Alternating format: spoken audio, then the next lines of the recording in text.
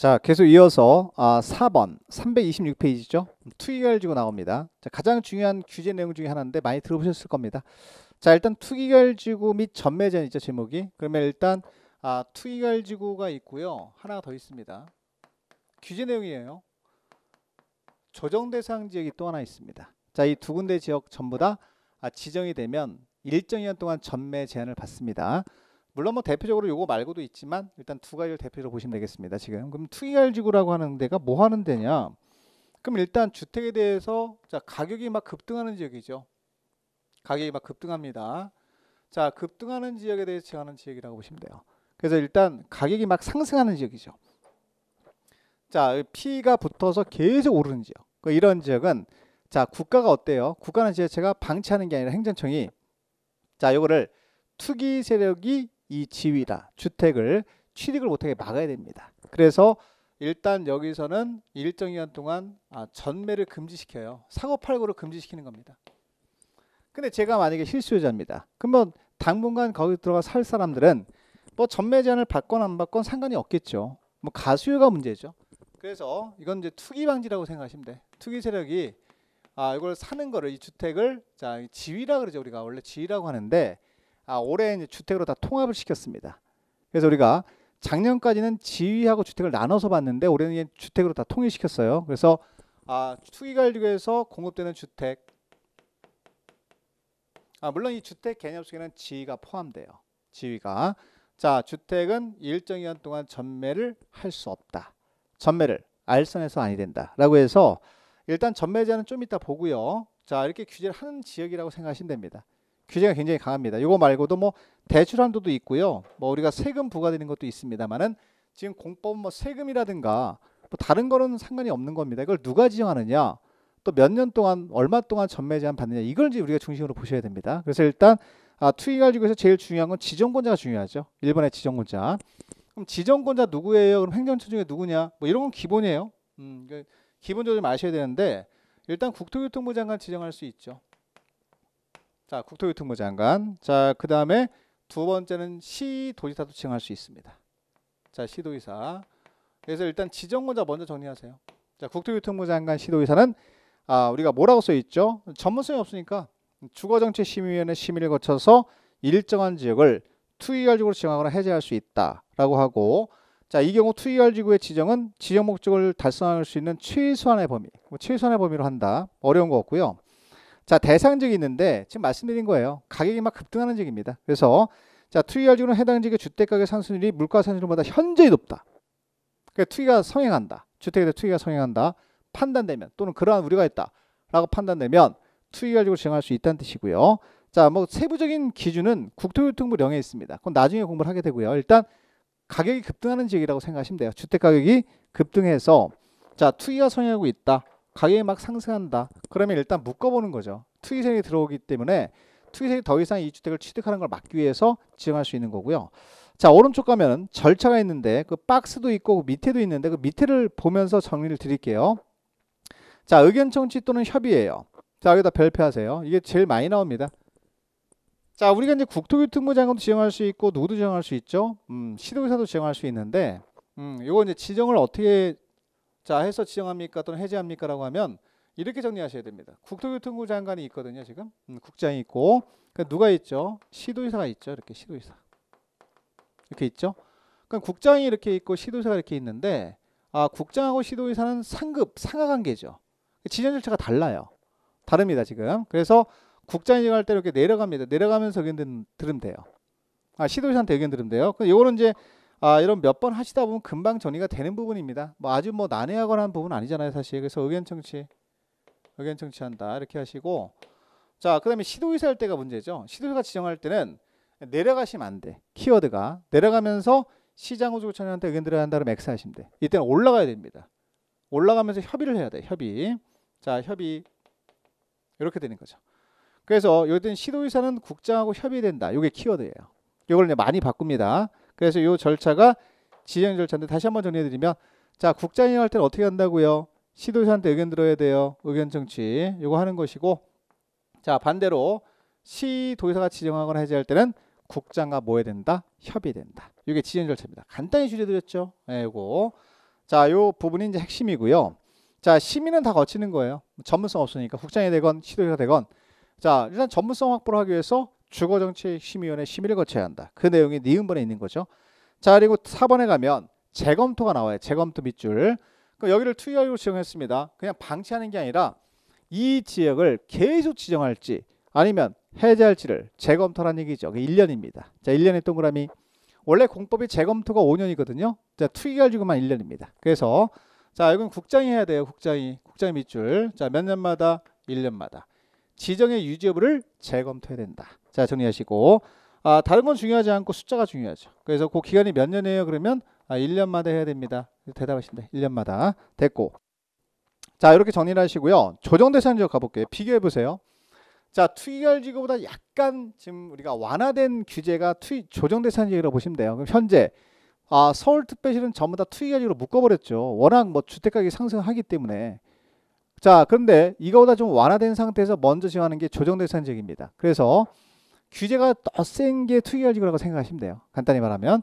요거보다 조금 더 완화된 게 어디예요? 그러면 오른쪽으로 한번 가죠. 오른쪽으로 가서 정리해드리죠. 이렇게 해서 볼게요. 자, 조정 대상 지역이에요. 이렇게 보시면 돼요. 조정 대상 지역. 조정 대상 지역은 자, 쉽게 말하면 투기결지구 전 단계라고 보시면 돼요. 그럼 1차적으로 조정 대상 지역 투기 세력이 한 50명 와 있다. 그럼 조정 대상으로 묶습니다. 근데 자, 조정 대상 지역으로 묶었더니 더 많이 들어와. 한 100명씩 들어와. 200명씩, 1000명씩 막 들어와. 그러면 그때는 투기결지구로 묶는 거예요. 그래서 일단 이게 규제는 똑같이 하지만 좀 강화된 데가 투기결지구라고 이해하시면 돼요. 그보다 전 단계.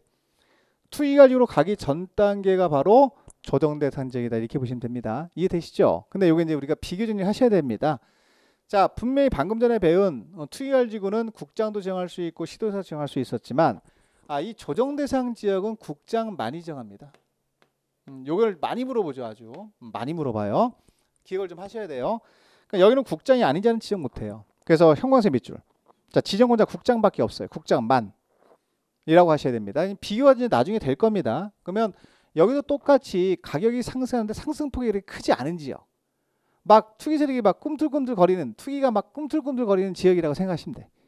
이런 지역은 일단 1차적으로 묶어버립니다. 연착륙이라고 하죠. 강한 규제를 곧바로 가는 게 아니라 강한 규제 가기 전에 들렸다 가는 데가 조정대상 지역이라고 보시면 돼요. 그래서 자, 국장은 다음에 해당되는 지역으로서 국토교통부령으로 정하는 기준을 충족한 지역. 이것도 뭐 국토교통부령 봐야지만 알 수 있는 건데 지금은 그 국토교통부령까지는 가지 않고요. 기본만 갈 거예요. 충족한 지역을 주거정책심의회 심의를 거쳐 조정대상 지역으로 정할 수 있다라고 써 있고요. 여기도 마찬가지 지정 목적을 달성할 수 있는 최소한의 범위로만 하나 해라 라고 법에서 명시한 겁니다. 과도한 제한하지 마라 라고 하는 겁니다. 워낙 규제가 세다 보니까. 자, 여기는 여러분들 두 가지예요. 기업보안 가시면 주택가격 청약경쟁률, 분양권 전매량 및 주택 보급률 등을 고려했을 때 주택 분양 등이 과열되어 있거나 과열될 우려가 있는 지역. 네 글자 쓰세요. 네 글자. 과열 지역. 이렇게 쓰시면 돼요. 과열 지역이라고 합니다. 자, 일단 과열 지역으로 하나 지정하고요. 또 하나가 있는데 니은번은 위축 지역이에요. 위축 지역. 안 읽어드릴게요. 여러분 읽어보시면 돼. 위축 지역. 이렇게 두 가지 종류로 지정한다는 얘기죠. 간단히 말하면. 그럼 여기는 어떤 지역이 있고 과열 지역이 있고 또 뭐가 있다? 위축 지역으로 나눠서 이렇게 지정하는 겁니다. 그 지정 대상 지역은 지금 안 봐도 됩니다. 자, 일단 요것만 하세요. 요것만. 지정권자 국장 대상 지역은 두 군데가 있습니다. 하나는 과열 지역과 또 하나는 위축 지역으로 나눠서 이렇게 지정합니다. 정리하시고 다음 자 넘겨 볼게요. 협의 대상 나오는데 뭐 협의 대상은 큰 의미는 없어요. 절차로 갑니다. 밑에 절차. 자, 의견 청취 나오죠. 이거 뭐 간단하게 지정을 누가 하죠? 국장이 하니까 밑에 있는 자한테 의견 들으면 돼요. 시도의사 의견 청취. 자, 시도의사한테 의견을 듣고 나서 지정하면 됩니다. 그리고 공고하고 통보하죠. 뭐 의미 없어요. 제목만 보시면 됩니다. 자, 지정 해제. 자, 여기 지정 해제. 지정했다가 유지할 필요가 없다고 인정되면 심의를 거쳐서 해제를 해야 된다. 어려운 거 없고. 요청. 이게 한번 나온 적이 있습니다. 그래서 여기 보시면 조정대상으로 지정된 지역의 시도의사 시장군수구청장은 밑줄. 에듀윌 유료 회원만의 특별한 서비스.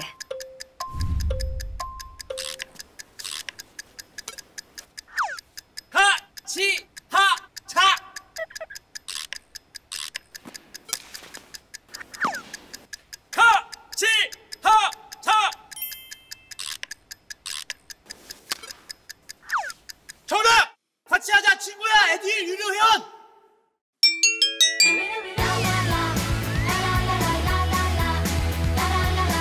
친구 소개하고 현금 받는 혜택. 오직 에듀윌 유료 회원에게만. 에듀윌.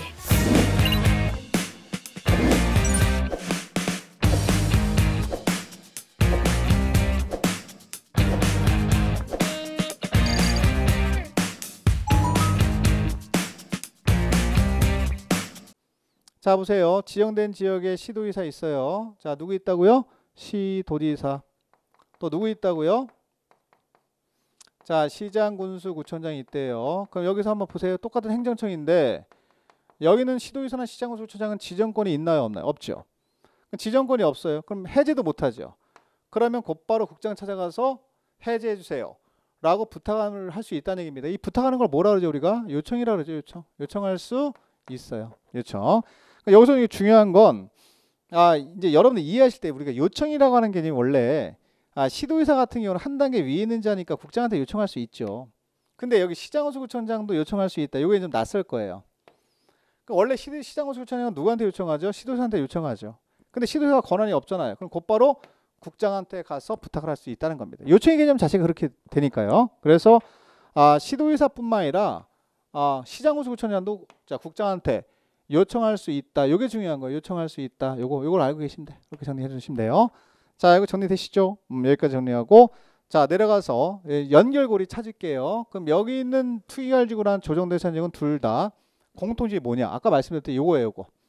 전매전을 받아요. 일정 기간 동안 사고 팔고가 금지된다는 얘기죠. 그래서 자, 전매 제한 대상에서 먼저 일단 기준점이 기간이 먼저 중요한데 기간은 최장이 10년이에요. 그래서 10년 범위 내에서 이내에서 구체적인 범위는 대통령령으로 정합니다. 세부적인 내용은 대통령령을 봐야 알 수 있다는 얘기죠. 근데 대통령령까지는 안 봐도 돼요, 여러분들 지금. 최장 기간이 10년이다. 그럼 이 10년이라고 하는 개념이 뭐냐면 최장 기간을 말하는 거예요. 최장 기간으로 묶어놓은 겁니다. 그래서 제가 읽어드릴게요.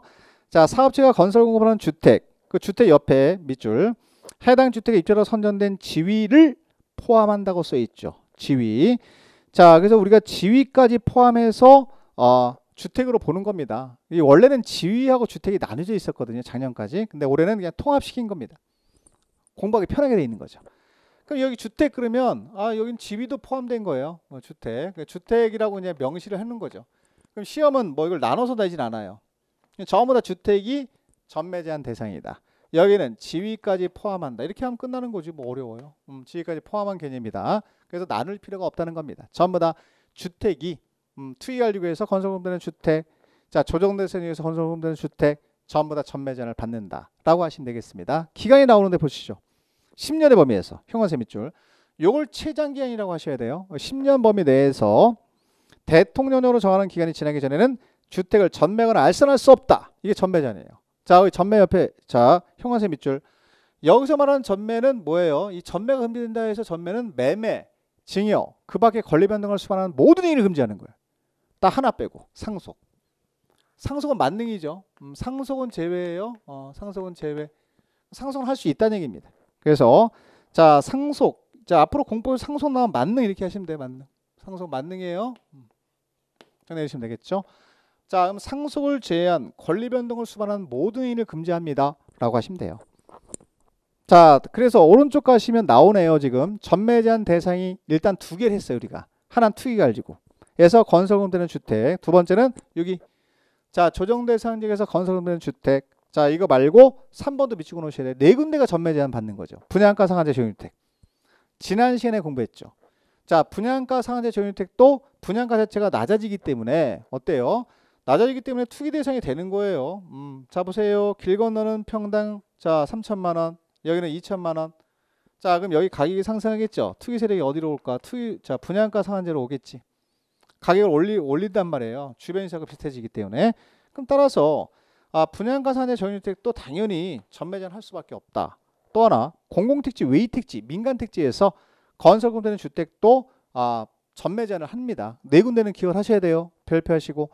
아니, 공법 하시는 주택법 하시는 분이 어느 지역에서 전매 제한 받는 대상이 뭔지도 모르면 공부하는 의미가 없지 않습니까? 자, 다시요. 네 군데.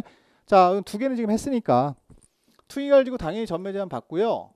자, 조정대상자도 전매 제한 받아요. 분양가 상한제도 받습니다. 여기까지는 잘 따라옵니다. 맨 마지막을 잘 못 따라옵니다. 아니 공공택지 외의택지가 왜 전매 제한합니까? 아니 공공택지 외의택지는 여러분들 분양가 상한제를 폐지했잖아요. 없앴잖아요. 국장이 정하지 않는 한 분양가 상한제 적용되지 않는다는 겁니다. 그렇다고 방치할 수는 없잖아요. 그래서 전매 제한 들어가는 거지. 그래서 공공택지 외의택지도 전매 제한 할 수밖에 없는 거죠, 사실. 그래서 자 공공택지 외의택지 이거 이해하시면 돼요. 외의택지에서 건설업되는 주택 또한 전매 제한 대상이 됩니다. 전매 제한 일정 기간 동안 전매 못해요. 왜냐면 여기는 뭐 투기 세력 들어오니까. 그래서 이렇게 정리하시면 되죠. 됐고, 자 4번에 가면 전매 제한의 특례까지만 하면 이제 주택보험이 마무리가 되는데, 여러분 전매 제한의 특례라고 하는 건 뭐냐면 지금 여기 기간이 안 나왔어요. 여기에 기간이 안 나왔는데 최장 기간만 10년으로 말씀을 드렸거든요, 제가. 그럼 이 10년 범위 내에서 전매 제한 하는 거잖아요, 우리가. 그러면 예를 들어서 자 A란 자 주택이 분양가 상한제 적용주택이래요. 자 전매 제한 기간 찾아봤더니 5년이래. 예를 들어서 자 5년 동안 전매 못한다라고 묶어놨어. 근데 갑돌이가 이 주택을 분양받은 거지. 자 그럼 5년 동안 사고 팔고 못한다는 얘기잖아요. 상속 빼고는.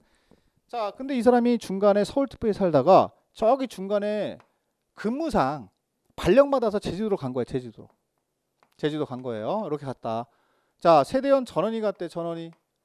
자 처자식 다 데리고 갔어요. 처자식 다 데리고 갔어요. 자 혼자 간 게 아니라 전원이 갔습니다. 그럼 이 사람은 투기하러 가는 사람이 아니죠. 그럼 이때는 전매 제한 기간 중에 있다고 하더라도 이 주택을 전매할 수 있게끔 허용하는 거예요. 그걸 전매 제한 특례라 그럽니다. 어려운 거 아닙니다. 그래서 일단 이 사람은 근무상 가는 사람, 생업상 가는 사람들은 인정을 해줘요. 전매를 허용한다는 뜻이죠. 전매 제한을 적용하지 않으니까 전매할 수 있습니다. 물론 전제 조건은 사업주체한테 동의를 받으면 돼요. 사업체가 동의를 해줘요. 대부분 다. 그래서 사업체의 동의를 받아서 근무상 생업상 가는 사람은 전매할 수 있다. 전매 제한을 적용하지 않는다. 그걸 특례라고 합니다. 우리가. 특례, 전매 제한의 특례라고 하죠. 그래서 거기 한번 보시면 자 주택을 공급받은 자의 생업상 사정 등으로 전매가 불가피하다고 인정되는 다음의 경우로서 밑줄. 자 누구의 동의를 받으면 여기 설명드린 거 누구의 동의를 받으면 사업체의 동의를 받으면 전매 제한 규정을 적용하지 아니한다. 무슨 얘기예요? 전매할 수 있다는 얘기지. 전매를 허용한다는 뜻이죠. 됐고, 자 1번 요거는 중요한 거니까 하나씩 다 해드릴게요. 1번은 지금 설명드렸어요. 근무상 가는 사람, 생업상. 세대원의 근무 동그라미, 생업상 사정이나 질병 치료, 취약, 결혼으로 인해서 세대원 전원의 동그라미. 전원이 다른 자 광역시, 자치시, 자치도 시군으로 이전하는 경우죠. 제주도로 발령하는 경우입니다. 이런 경우를 말하는데 요때는 맨 끝에도 형광색 체크하세요. 수도권으로 이전은 제외합니다. 근무상 수도권으로 이전하는 사람들은 전매 제한을 적용해요. 수도권 밖으로 가야 된다는 얘기지. 근무상 가는 사람, 생업상 가는 사람은 수도권 외의 지역으로 갔을 때만 허용한다는 거지. 또 하나 세대원 전원이 갔을 때만 허용한다는 얘기입니다. 자, 두 번째 상속의 동그라미. 자, 상속에서 취득했대요. 자, 그때 세대원 전원이 가야 됩니다. 전원의 동그라미, 상속 동그라미. 자, 이거 이해를 잘 하셔야 돼요. 자, 갑돌이가 A라는 사람이 분양가 상한제 전세를 갖고 있는 거예요. 근데 이 사람이 아버지한테 상속받아서 다른 주택을. 그러면 이걸 팔고 할 수 있느냐? 팔고 할 수 있어. 세대원 전원이 갈 때는 그 얘기예요. 어려운 거 아니잖아요. 간단히 확인할 수 있죠. 자, 그 다음에 3번은 뭐 시시하게 국내에서 왔다 갔다 되느냐? 해외로 갑시다. 그렇지. 전원이 가야 돼요. 동그라미. 기러기 아빠 안 됩니다. 세대원 전원이 해외로 이주하거나 세대원 전원이 해외로 체류. 해외 체류. 체류는 2년 이상 해야 되겠죠. 두 글자니까. 자, 2년 이상 체류한다. 라고 할 때 전매할 수 있다는 거죠. 사업체의 동의를 받아서. 자, 그 다음에 4번에 이혼의 동그라미. 자, 이혼으로 인해서 입주로 선정된 지위나 주택을 배우자한테 이전. 자, 이혼은 자 국가도 못 막는다 이렇게 하시면 돼. 앞으로 이혼은 규제 안 합니다. 국가도 못 막는다 이렇게 하면 되지. 자, 전매할 수 있다 이렇게 하는 거. 전매할 수 있다. 정리해 놓으시고. 자, 5번은 안 봐도 돼요. 여러분들. 그 다음에 6번은 채무불이행이에요. 자, 부장가 상한제 적용주택 또는 공공택지 외의택지에서 건설되는 주택의 소유자가 국가나 제체 금융기관에 채무를 이행하지 못해서 경매로 날아간 거지. 넘어간 거죠. 공매로 넘어갑니다. 경매 공매 동그라미 치면 되죠. 그럼 경매 공매를 못하게 막을 수는 없잖아요. 그래서 경매 공매가 진행된다. 그러면 이 사람은 전매할 수 있다가 되는 겁니다. 이렇게 경매 공매 나오면 사업체에 동의받아서 전매할 수 있다. 쉽죠? 여러분들. 마지막 가볼까요? 자, 7번에 입주로 선정된 지위나 주택의 일부를 배우자한테 증여의 동그라미. 증여. 주택 일부를 배우자한테 증여한다. 뭐 공동명의 돌린다 이런 뜻입니다. 이런 경우는 자, 전부 다 규제 안 하잖아요, 우리가 사실. 그래서 이때도 전매 제한 규정을 적용하지 않는다라고 해서 정리하시면 되겠습니다. 자, 그 박스에 있는 경우는 전부 다 나오면 100% 맞춰야 돼요. 지금 100% 맞춰야 될 걸 지금 정리하는 겁니다. 틀리시면 절대 안 됩니다. 그래서 이 내용까지 마무리가 된 거죠. 밑에 가면 위반 시효치가 나오는데 큰 의미는 없어요, 지금 단계에서. 이 정도만 정리하시면 기초과정은 마무리가 되고요. 자, 넘기세요 한 장. 자, 농지법을 조금 더 해드릴게요. 333페이지. 농지법 안 하면 서운하잖아. 그래서 용어 정의 정도까지만 해드릴게요.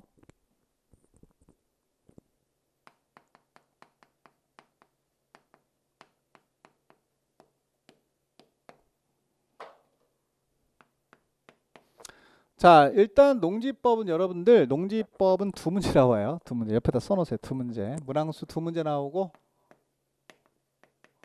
한 문제만 맞춰볼까요? 한 문제. 한 문제 맞히시면 돼요. 한 문제. 자, 일단 이 농지법이라고 하는 법 자체가 넓은 범위는 아니고요. 좁은 범위죠. 그래서 일단 전체적인 틀을 좀 말씀을 드리면 농지법은 일단 네 파트로 구성되어 있습니다. 자, 하나 총칙. 여기 하나 있고, 자, 두 번째는 자, 소유 파트가 있죠. 소유 파트. 그 다음에 이용 파트가 있죠. 그 다음에 보전 파트가 있습니다. 보전 파트. 이렇게 네 파트예요. 네 파트. 에듀윌 유료연으로 가입을 했더니 친구 추천 이벤트가 있더라고요. 그래서 주변에 아는 사람들한테 추천을 다 해줬어요. 근데 친구들이 결제할 때마다 10만 원씩 받았거든요. 그래서 한 지금까지 받은 게 200만 원 가까이 되는 것 같아요. 자, 총칙 있고, 총칙. 자, 소유 파트 있고, 그 다음에 이용 파트 있고, 그 다음에 보전 파트 있어요. 네 파트인데, 자, 일단 주로 나오는 건 뭐 골고루 나오기도 합니다. 자, 그래서 뭐 여기서 총칙하고 소유에서 나오면 또 이용하고 보전에서 나오고 막 그래요. 그러니까 이건 뭐 럭비공처럼 왔다 갔다 합니다. 자, 그래서 이거는 두 개씩 잡으시면 돼요. 자, 처음 공부할 때는 총칙하고 소유. 그 다음에 이용하고 보전 이렇게 나눠서 파트별로 두 파트씩 나눠서 하면 되죠. 많으면 나눠서 하셔야 돼요. 자, 이렇게 정리하는 게 제일 좋습니다. 공부하실 때. 그럼 우리가 이제 일반적으로 볼 때 지금 처음 공부하는 이제 우리가 기초 과정이잖아요. 그죠? 기초 과정에서는 보는 게 용어죠, 아무래도. 자, 용어 정의를 제일 정확히 알고 있는 게 중요하고요. 소유 파트. 자, 시간이 되면 중요한 거 몇 개만 좀 정리해 드릴 건데, 자, 일단 334페이지 갑니다. 이 정도만 확인하고요. 자, 334페이지 가면 총칙이 있습니다. 이 총칙이 바로 용어 정의죠. 용어 정의예요. 용어 정의. 용어 정의. 자, 용어 정의와 관련된 내용인데, 자, 일단 법의 목적은 보지 마시고, 일단 지금 우리가 무슨 법 하는 거죠? 농지법이잖아요. 농지가 뭐냐? 기본적으로 개념. 농지가 뭐냐? 농지를 알아야 농지법을 적용할 거 아니에요. 그러니까 농지는 지목불문입니다. 그래서 일단 농지를 자, 볼 때 지목불문한다. 지목불문한다. 지목을 따지지 않는다. 이렇게 하시면 돼요. 그러니까 지목을 불문하고 실제로 농지의 개념이 실제로 농작물 경작지로 이용되면 돼요. 이 토지가 이렇게 있는데 그런 얘기죠. 이렇게 있는데 이 토지를 농작물 경작지로 이용하는 거예요. 지목 상관없어요. 그러니까 첫 번째는 자, 토지용 현황을 갖고 보는 겁니다. 자, 첫 번째는 농작물 경작지로 이용해요. 농작물 경작지로 이용합니다. 경작지로 이용합니다. 농지입니다. 맞아요. 자, 두 번째는 다년생 식물 재배지로 이용합니다. 식물 재배지로 이용합니다. 농지입니다. 이렇게 둘 중에 하나. 근데 이게 뭐와 관련 없다고요? 지목 불문이에요. 상관없어요. 그럼 지목이 전답 과선이 아니라 하더라도 실제로 이용을 하고 있대요. 지목이 답 과선이 아닌데 실제로 농작물 경작지로 이용하고 있는 겁니다. 또는 다년생 식물 재배지로 이용하고 있습니다. 농지입니다. 그럼 농지라는 얘기는 뭐예요? 농지법을 적용하겠다는 얘기죠. 농지법 적용할 거예요. 이런 얘기지.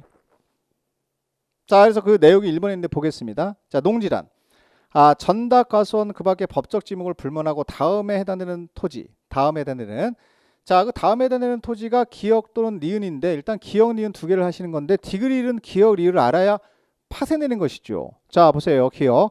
실제로 농작물 경작지로 이용되는 토지예요. 요거잖아요. 농작물 경작지로 이용되고 있다. 농지 맞죠? 자, 두 번째는 다음에 해당되는 다년생 식물 재배로 이용되는 토지. 자, 목초, 종묘, 인삼, 약초, 잔디. 자, 조림용 묘목, 과수, 뽕나무, 유실수. 자, 우리가 뽕나무, 뭐 과실수 이런 거 있으면 1년 만에 수확이 안 되잖아요. 생육기간이 2년 이상의 식물을 말합니다. 여러분 인삼 1년 만에 수확되는 안 되잖아요. 2년 이상 필요하단 말이에요. 생육기간이. 그런 식물을 전부 다 뭐라고 불러요? 단연생 식물이라고 부르시면 돼. 그럼 단연식물 재배하고 있다. 인삼 재배하고 있다. 농지 맞아요. 이게 단연식물이니까. 자, 그 다음에 디귿에 가면 이게 추가적인 거거든요. 여러분 일단 기억 니은만 지금 해도 되긴 합니다만은 추가적인 설명을 드릴게요. 디귿. 자, 농작물 경작 또는 단연식물 재배로 이용되고 있는 토지의 계량이설 밑줄. 계량이설. 자, 계량이설도 농지예요. 이 계량이설이 뭐냐면 이거예요. 여러분들 어려운 거 아니고. 자, 여기 논이 있어요. 자, 논이 있으면 우리가 농로 있나요? 없나요? 농로. 수로 있나요? 없나요? 있죠. 그러면 이렇게 농로가 있고, 자, 농로가 있고 수로가 있습니다. 수로가 이렇게 지나가죠. 이것도 농사인데 꼭 필요한 거잖아요. 이걸 계량이설 부지라고 불러요. 이런 것들을. 계량이설. 이것도 농지로 보셔야 됩니다. 자, 이름을 그냥 세련되게 계량시설 이렇게 부르는 거예요. 계량시설. 부지도 농지에 포함이 됩니다. 이렇게 하시면 되시. 계량시설 부지. 자, 그 다음에 리을번. 농작물의 경작지 또는 단연식물 재배에 설치된 다음에 자, 산물 생산시설 부지인데 이렇게 어렵게 생각하지 말고 생산시설 부지라고 생각하시면 돼요. 생산시설. 그러면 쉽게 말하면 여기에 토지가 이렇게 있는데 여기에 뭐 하냐면 비닐하우스. 우리 많이 주변에 보죠? 이거 설치해서 이 안에다 농작물을 경작하는 겁니다. 비닐하우스. 비닐하우스처럼 보이나요? 자, 그럼 여기 비닐하우스를 설치해서 여기다 농작물을 경작합니다. 그럼 이 비닐하우스가 설치된 토지 이 안에서 농작물이 생산되잖아요. 그러니까 생산시설 부지지. 생산시설 부지. 자, 생산시설 부지라고 해요. 이거를. 그러니까 생산시설 부지 만들어서 농작물을 경작하는 겁니다. 농지에 농지. 이 안에다가 농작물을 경작하거나 단연식물 재배하면 농지로 보는 겁니다. 그래서 뭐 고정실 온실 설치하거나 버섯 재배사 이런 거 설치하는 거죠. 비닐하우스 설치해서 그 안에다가 농작물을 경작하거나 단연식물 재배하면 농지로 본다. 이런 것들을 생산시설 부지라 그래. 비닐하우스가 설치된 이런 부지를. 계량시설도 농지고, 계량시설도 농지고, 생산시설 부지도 농지다. 이렇게 하시면 되죠. 어려운 거 아니잖아요. 이렇게 정리하시면 되고. 그럼 이게 농지면 네 가지 형태가 있는 거죠. 농지가 네 가지 형태. 그런 것들이 가장 기본이죠. 그럼 네 가지 형태의 토지가 있으면 농지로 본다. 농지로 본다는 얘기는 농지법을 뭐 하겠다? 적용하겠다. 이런 뜻입니다. 됐고 내려가서 그럼에도 불구하고 동그라미 2번에 있죠. 자, 이 중에서 농지에서 뭐 하는데? 제외하는데. 이 중에서 농지로 보는 것 중에서 제외하는 것들이 있다는 얘기죠. 농지가 아닌 것들, 버리는 것들, 농지에서 버려야 되는 것들이 있다는 얘기인데, 자, 첫 번째가 제일 중요해요. 기억번. 자, 공간 정보의 구축 및 관리 등에 관한 법률에 따른 지목이 밑줄. 전답 과선이 아닌 토지로서 농작물 경작지나 단연식물 재배지로 계속해서 이용되는 기간이 밑줄. 3년 미만인 토지. 자, 이것도 분석을 좀 하셔야 돼요. 자, 여기 농지에서 제외되는 게 보세요. 아까 지목 불문이라고 그랬거든. 자, 우리 일반적으로 농지를 정의할 때 지목 불문하고 자, 농작물 경작지로 이용되거나 단연식물 재배지로 이용되고 있으면 농지로 봤는데 이 중에서 농지에서 빼는 게 있다는 거지. 제외하는 게 있다는 거지. 그죠? 그래서 첫 번째는 지목이 전, 답, 과수원이 아닐 것. 아닌 거 중에서. 지목이 전답 과수원이 아닌 거 중에서 그럼 지목이 전답 과수원이 아니래요. 자, 그러면 아닌데 여기다 농작물 경작하면 원래 농지였잖아요. 지목 상관없으니까. 자, 농작물 경작지로 이용되거나 단연식물 재배지로 이용되면 농지로 봤는데 계속해서 이용되는 기간을 보겠다는 거죠. 3년 미만이래요. 그럼 농지에서 제외되는 거야.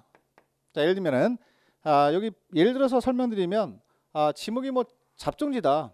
잡종지. 그럼 잡종지면은 어때요? 지목이 전답 과수원이 아니네요, 지금. 그럼 일단 경작 기간을 본다는 얘기죠.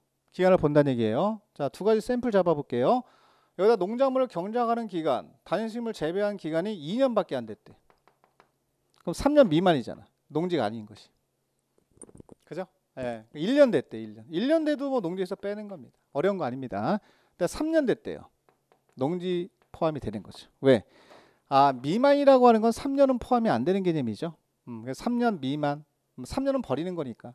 그래서 3년부터 농지로 보는 거야.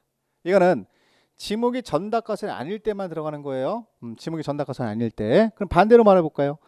자, 지목이 만약에 전답 과수원이다 라고 한번 가정해 볼까요, 여러분들? 과수원일 때는 어떻게 됩니까? 자, 농작물 경작지로 이용되거나 단연생식물 재배지로 이용되는 기간이 1년이래. 1년. 농지예요.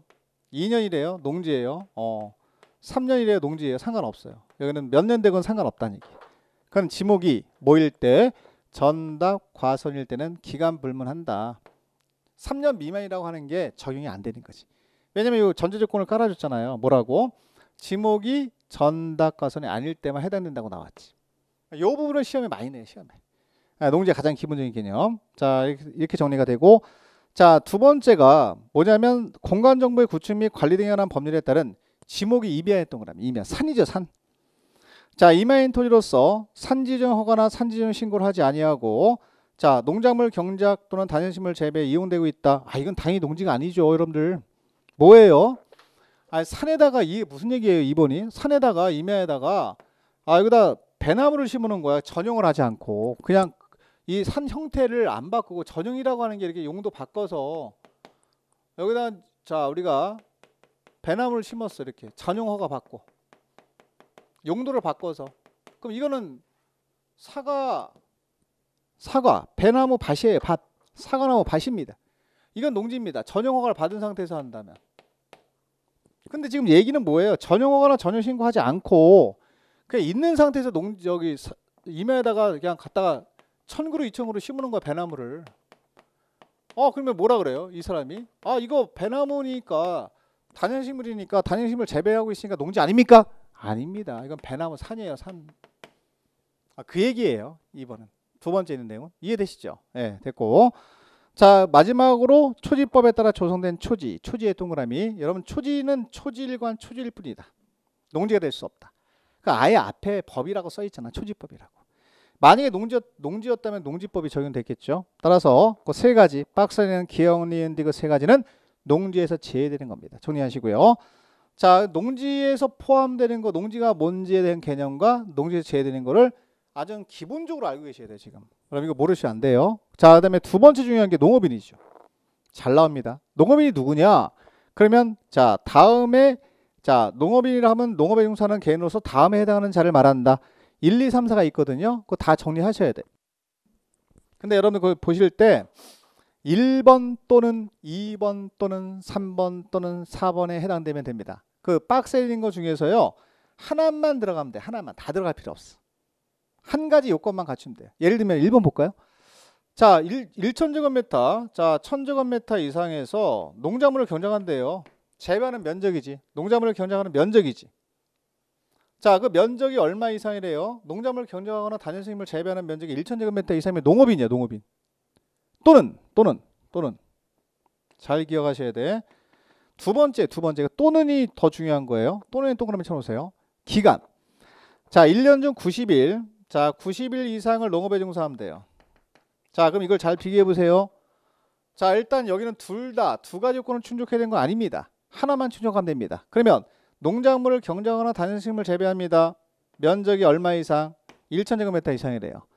자, 또는 1년 중 90일 이상을 농업에 종사하면 됩니다. 둘 다 요건 갖출 필요 없어요. 하나만 갖추면 됩니다. 그럼 예를 들어서 이 사람이 농작물을 경작하는 면적이 900제곱미터래요. 900제곱미터.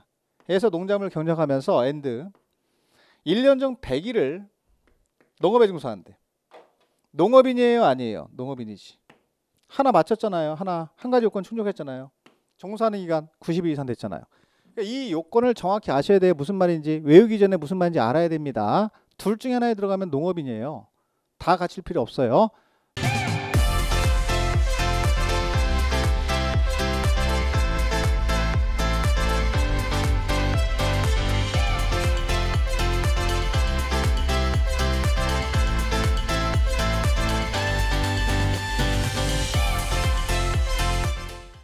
자, 재배하는 면적 1,000제곱미터 이상이거나 또는 기간 1년 중 90일 이상 농업에 종사하는 개인. 그 둘 중에 하나에 해당되면 농업인입니다 라고 대답하시면 돼요. 됐고, 자, 2번은 농지에 330제곱미터 이상의 고정식 온실 버섯 재배회사 비닐하우스 밑줄 규모. 아까 비닐하우스 여기 있네요. 잘 됐네요. 비닐하우스 설치해서 농작물 경작해도 자, 농업인이 되는데 이땐 요기 면적이 330제곱미터 100평이죠. 이상은 돼야 된다는 얘기죠. 자, 이 규모가 비닐하우스 버섯 재배회사 고정식 온실 설치한 규모가 330제곱미터 이상이 돼야만 농업인이 돼. 그러니까 330이 안 되면 농업인이 아닌 거죠. 요거. 그러면 지금 1번에 있는 1000제곱미터 이상이라고 하는 면적과 2번에 있는 330제곱미터 이상이라고 하는 면적은 차이가 크지요. 1번에 있는 건 노지 상태에서 농작물을 견적하는 거예요. 이렇게 노지 상태. 뭐 어떤 걸 설치하지 않고 그냥 곧바로 노지 상태에서 농작물을 견적할 때는 1000제곱미터 이상이 돼야지만 농업인으로 보는 거고요. 여기처럼 생산시설 부지, 뭐 고정시공실, 버섯 재배사, 비닐하우스 같은 거 설치해서 농작물을 경작하게 되면 그때는 332제곱미터 이상만 되면 농업인이라는 뜻이죠. 물론 1번하고 2번은 AND가 아닙니다. 또는입니다. 하나만 해당되면 농업인으로 봐야 됩니다. 됐고, 자, 그 다음에 3번이 제일 어려워요. 축산업에 종사하시는 분도 농업인에 들어갑니다. 왜냐면 이 농지법의 대상은 축산업도 들어가요. 그래서 우리가 장관 이름이 여기는 우리가 국토교통부 장관이, 자, 우리가 주무부 행정청이 아닙니다. 농지를 관할하고 있는 게 농지뿐만 아니라 축산업도 들어가기 때문에 이름이, 장관 이름이 농림 축산 식품부 장관이에요. 장관 이름이. 그래서 이제 농지법은 국토교통부 장관이 나오면 안 돼요. 여기는 이제 우리가 농림축산, 그러니까 농림 플러스 축산이 들어간다는 얘기죠. 자, 그래서 우리가 농림축산식품부 장관을 줄여서 농장이라고 부를 거야 앞으로. 관할하고 있는 행정, 자, 장관의 이름이 누구냐? 농지법을 관할하고 있는 장관이, 농지를 관할하고 있는 장관이 누구냐? 농림축산식품부 장관입니다 라고 대답하시면 돼요. 자, 그래서 일단 그렇게 하는데 결론은 이걸 왜 말씀드리면 축산업에 종사하는 개인도 농업인이 들어가요. 그래서 대가축 2두 밑줄, 중가축 10두, 소가축 100두, 가금 1000수, 꿀벌 10군 이상을 사육하거나 1년 중 120일 이상 축산업에 종사하는 자를 말합니다. 대가축은 소, 말 이런 거죠. 소말. 이런 것들. 자, 뭐 중가축은 중간 단계는 양, 뭐 염소 이런 것들이 들어가죠. 이런 게 들어갑니다. 자, 그 다음에 소가축이 있고요. 가금. 가금이 뭔지 아시죠? 가금. 자, 그 다음에 꿀벌 10군 이상 사육합니다. 이건 숫자를 외우셔야 돼요. 뭐 대가축이 뭡니까? 이런 것도 나중에 실무 들어가서 하시고요. 지금 숫자 그냥 외우세요.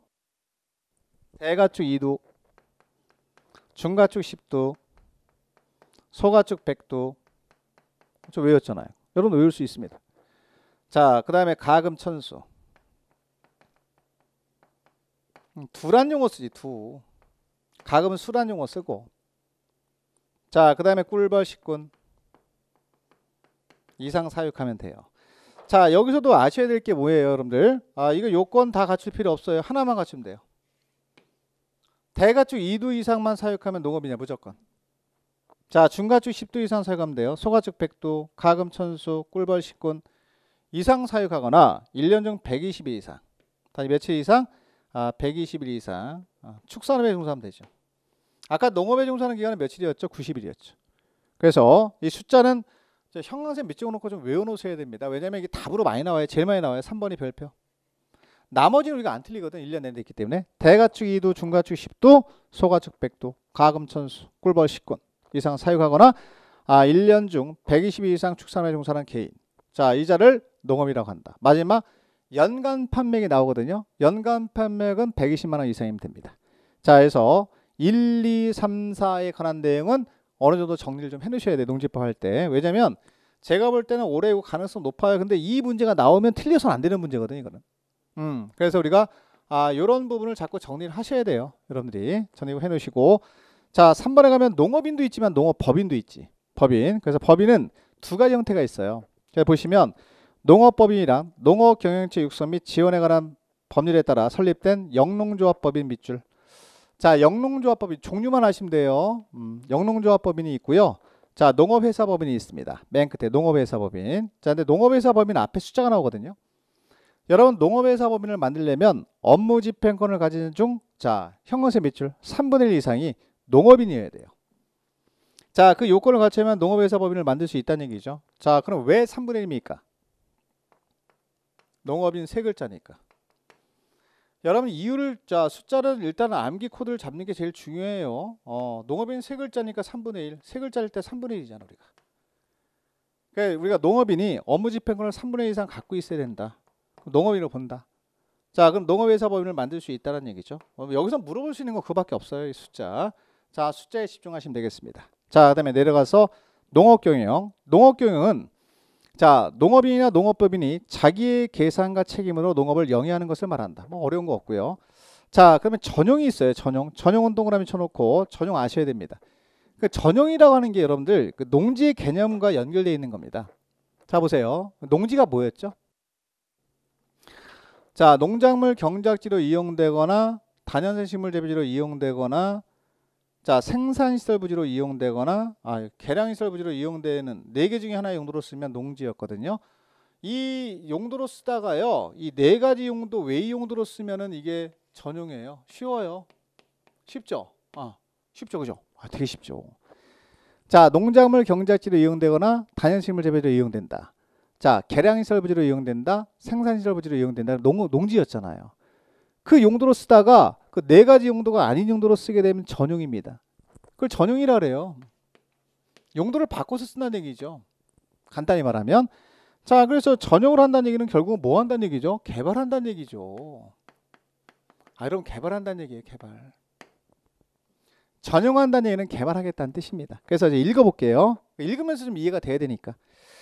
자, 농지 전용이란 농지를 농작물 경작이나 다년식물 재배 등 농업 생산 또는 대통령령으로 정하는 농지 계량 외의 용도로 사용하는 것을 말한다. 다만 농지 계량 시설의 부지와 자, 그다음에 농축산물 생산시설 부지 용도로 사용하는 것을 경우에는 전용으로 보지 않는다. 뭘 이렇게 복잡하게 합니까? 4가지 용도로 안 쓰면 농지 전용이죠, 뭐. 그래서 지금 설명드린 게 더 빠를 것 같은데 제가 설명드린 게. 자, 조문보다. 자, 농작물 경작지로 이용되다가 보세요. 여기 보세요. 경작지로 이용되다가 계량시설 부지로 쓴대요. 전용이에요, 아니에요? 아니죠. 똑같은 농지로 쓰는 거니까. 자, 농작물 경작지로 이용되다가 생산시설 부지로 썼어요. 전용이에요, 아니에요? 아니죠. 다 농지잖아, 이게 다 농지. 그러면 4가지 목적 외의 목적으로 쓸 때 농지의 전용이라고 부르는 거죠. 그럼 전용이라고 하는 건 개발이에요, 개발. 그럼 개발은 허용해야 돼, 금지해야 돼, 금지해야 되지. 전용할 때는 허가 받아야 돼. 그죠? 허가 받는 거야, 허가. 뭐 어려워요. 하지 마세요. 왜? 농지는 보존해야 되니까. 개발하겠습니다. 그걸 마음대로 하세요. 이렇게 할 수는 없잖아. 그죠? 또는 이제 경미한 사항 같은 경우는 신고하는 거 이렇게. 개인들이 할 때는 전용에 대해서 허가를 받거나 신고하는 거 2가지 방법이 있다는 얘기입니다. 물론 행정청도 전용할 수 있죠. 행정청이 할 때는 협의를 거쳐요. 협의. 행정청끼리 하는 게 협의잖아요. 농지 전용에 대해서 이제 앞으로 공부할 때 허가 배우고 신고 배우고 협의 배울 겁니다. 전용에 대해서. 근데 제가 볼 때는 올해 전용도 가능성이 좀 높아요. 왜냐면 이게 지금 농지법 같은 경우는 작년에 나왔던 건 빼고 내거든요. 거의 대부분. 확률적으로. 그러니까 작년에 어떻게 나왔냐면 이용이 나왔어. 이용. 자, 그럼 이용은 올해 나올 가능성이 많지는 않고요. 그 다음에 보존이 나왔는데 농업진흥지역이 나왔어요. 우리가 보존은 2가지가 있거든요. 농업진흥지역과 농지의 전용이 있거든. 근데 우리가 농업진흥지역이 나왔으니까 나올 가능성이 없지. 그러면 전용이 나올 가능성이 있다는 거죠. 요거. 그 다음에 소유 파트 이렇게 2개. 거기다 이제 총칙 용어 정의 한 3파트 정도만 하시면 될 것 같아요. 아니 3파트에서 2문제 잡으면 되잖아요. 그럼 굉장히 효율적으로 공부할 수 있는 겁니다. 그러나 지금은 기초과정이기 때문에 여기 깊이 안 들어갈 거예요. 뭐 소유라든가 이용이라든가 보전 이런 내용은 나중에 할 겁니다. 심화과정 때 할 거예요. 심화과정. 농지법은 제가 크게 논점 잡지 말라고 말씀드렸죠. 자, 지금은 여기까지 했어요. 기초과정은 여기까지. 자, 총칙까지만 설명을 드렸습니다. 총칙 중에서 용어 정의 설명을 좀 드렸고요. 자, 그 중에서 전용까지 지금 말씀드렸죠. 뭐 어려운 내용은 사실 없을 겁니다. 아주 뭐 어렵거나 난해하진 않을 겁니다. 이 정도만 일단 정리를 하시고 나머지 소유 파트부터는 따로 설명을 안 드릴게요. 이건 이제 심화과정 때 설명을 드릴 거고 지금 앞에 있는 내용들 중심으로 공부를 좀 하셔야 되고요. 지금 이제 오늘이 종강인데 지금은 개념 잡는 게 중요해요. 개념, 용어. 다시 말하면 용어가 눈에 들어와야 됩니다. 그래 내년 1월 달에 우리가 시작할 체계도를 갖고 얘기를 할 때 대화가 되는 겁니다. 안 그러면 대화가 안 돼요, 여러분들. 대화가. 그래서 일단 용어를 계속 읽으세요, 용어. 지금 첫 번째 당부하고 싶은 거는 코로나 때문에 뭐 우리가 대면 수업 못 하더라도 동영상 보면서 인강 보면서 계속 할 수 있잖아요, 우리가. 그래서 하시면서 계속적으로 읽으세요. 낯서니까 친해져야 될 거 아니에요. 10번 해서 안 되면 20번, 20번 해서 안 되면 30번 이런 식으로 반복적으로 보셔야 돼. 그러니까 제가 뭐 말씀드렸잖아요. 첫 시간에 3000번 해드린다고 말씀드렸는데 계속 그 정도는 들으셔야 됩니다. 막 지겨울 정도로 막 들어야 됩니다. 이게 체화라는 게 잘 안 되거든요, 사람이. 그래서 내 고집도 있고 내 생각도 있기 때문에 잘 안 들어와요. 막 궁금한 것도 많고 막 그렇습니다. 근데 우리는 사실 백지 상태에서 그걸 받아들이는 게 제일 좋거든요. 공부라고 하는 건. ABC가 왜 ABC예요? 뭐 원리 알아서 우리가 어떻게 할 거예요? ABC를 외워야 된단 말이에요. 그래 단어가 만들어지고 단어가 만들어져야 우리가 문장이 만들어질 거 아닙니까? 문장이 만들어져야 전체적인 내용이 정리가 되죠. 마찬가지라고 생각하시면 돼요. 내가 지금 처음 공부하는 단계이기 때문에 궁금한 것도 많고 왜 그런가 이거 생각도 많을 테지만 그 궁금한 점을 약간 우리가 뭐 다 정제된 상태에서 우리가 이 증명된 상태에서 논리적으로 다 이게 증명된 상태에서 뭐 다는 아니겠지만 법률이라고 하는 게 완벽하진 않지만 그래도 우리가 증명이 된 상태에서 법을 만들었고 법을 시행하고 있기 때문에 그냥 그대로 받아들이셔야 돼요. 투기결지구나. 조정대상 지역이구나. 국장이 정하는구나. 시도의사도 정할 수 있구나. 뭐 이런 식으로 가야지. 이게 왜 국장이지? 이게 왜 시도의사지? 이러면 얘기가 안 되는 거죠. 그리고 이제 본질에서 자꾸 벗어나는 거지. 그런 것들은 나중에 합격하시고 실무하실 때 하셔도 되니까 지금은 철저히 내가 이 문제가 나왔을 때 어떻게 하면 맞출 수 있느냐. 이게 항상 고민이 돼야 돼요. 수험생은. 조정대상 지역이 나왔다. 어떻게 맞출 수 있느냐. 뭘 알아야 맞출 수 있느냐. 이걸 제가 강의해 드리는 거죠.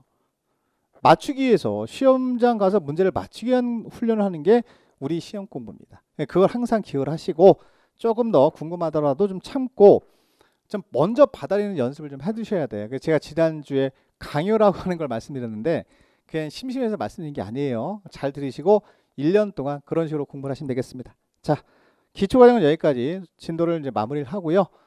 전 내년 1월 달에 뵙도록 하고요. 수고들 많이 하셨고 수업 여기까지 하겠습니다. 수고하셨습니다.